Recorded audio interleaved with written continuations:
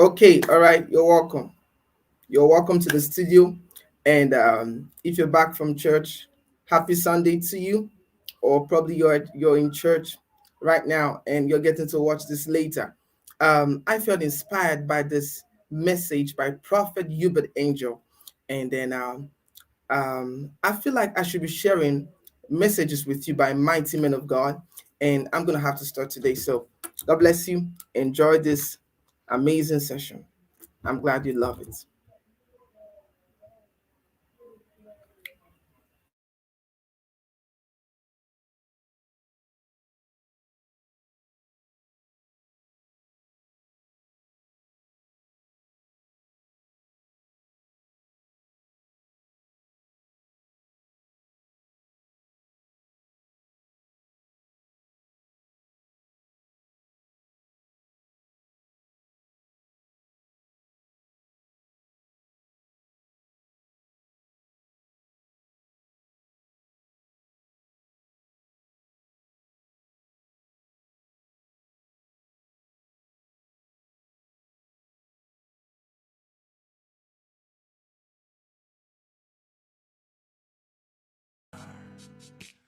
Best friends sharing secrets, whispering in my ear. That's what you are. You are the peace that lies within me, telling me have no fear. That's what you are. You are the morning sunlight on my pillow, a gentle kiss upon my face, the melody when there's no music. Yeah, that's what you are. I wanna know what love is, so I'll keep trying to describe what it feels like to walk and talk and live just like Christ. Genesis chapter number 5.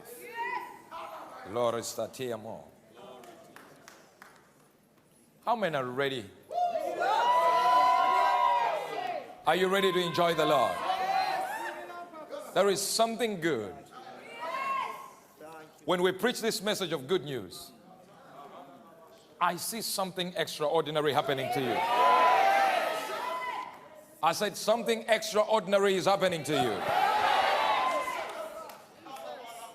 Imagine getting into this good news. We preach the good news and we tell you, good news is the word euangelion. Nearly too good to be true. So when Jesus stood up there and said, I'm anointed to preach the good news, he was talking about nearly too good to be true. And Paul comes in and says, I'm not ashamed of the gospel. You see, you can only be ashamed if it doesn't make sense what you are saying. If what you're promising the people doesn't make sense, you will be ashamed. Now Paul says, I'm not ashamed of what I'm saying. That means he knows by preaching what he is preaching, somebody will look at him and say, what are you saying? This doesn't make sense. That somebody who is sick can just be healed like that. Somebody with no eardrums can just have eardrums like that. Somebody with no money can have money like that. This is the good news we preach. Now I want to preach about something extraordinary called the spiritual substance. Having spiritual substance. Listen, there is a moment when the spiritual realm tunes into the natural realm. The spiritual, when it comes into the natural realm, that's when we say we have seen the Lord move. The Lord has moved. The Lord has moved. But when the natural moves into the spiritual realm, there is no coming back. Am I talking to you? Let me go to this side because I can see you don't understand. I remember one time I was praying and I said to my wife, you come in one and remove me from the room. Just knock on the door, open the door, and you come and tell me to stop praying because God said it's going to happen within an hour. So come at 1 o'clock and do that. And when she came, she opened the door and tried to enter. Tried to pass, to just go past the door and could not. The natural had materialized into the spiritual. Oh, you know. You see, there is a spiritual realm that when you want to do something, listen, Your money can materialize. No, maybe they don't understand what I'm trying to say. What I'm trying to say is, there is, no matter what you do to a man of God, there are things and there are areas that even if you try to attack Dr. he will not go down on that area. Why? Because that area of his life has materialized into the spiritual. You cannot take it back. Am I talking to somebody now? So when your money now moves from the natural into the spiritual realm, no matter who tries to make you broke, you can't go down. I decree and declare to somebody here, your money is about to take another dimension. Your prosperity is about to take another dimension. This is what the Bible says. Listen, believers, hey,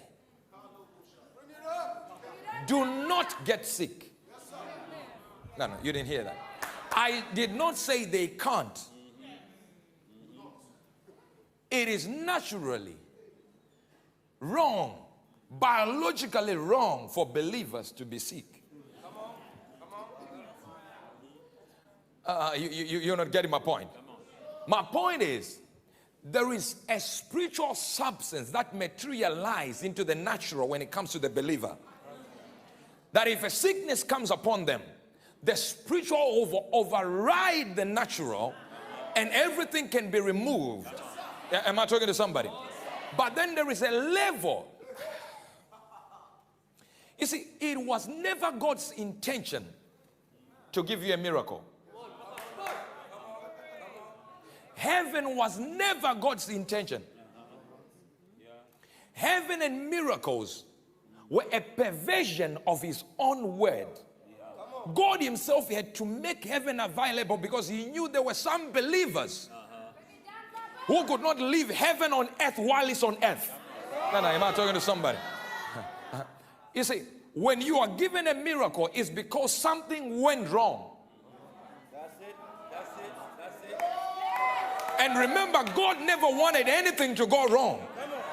So he placed the miracle there so that you can understand. But there is a life, somebody. There is a life. The Bible says, I have commanded a blessing. Oh, I have blessed and I cannot reverse it. In other words, when we give you a miracle, you ought to keep the miracle. But the Bible.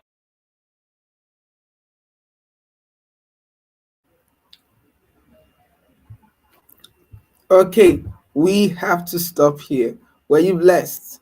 If you were, tell us what you had learned. Tell us how blessed you are. God bless you. Happy Sunday to you.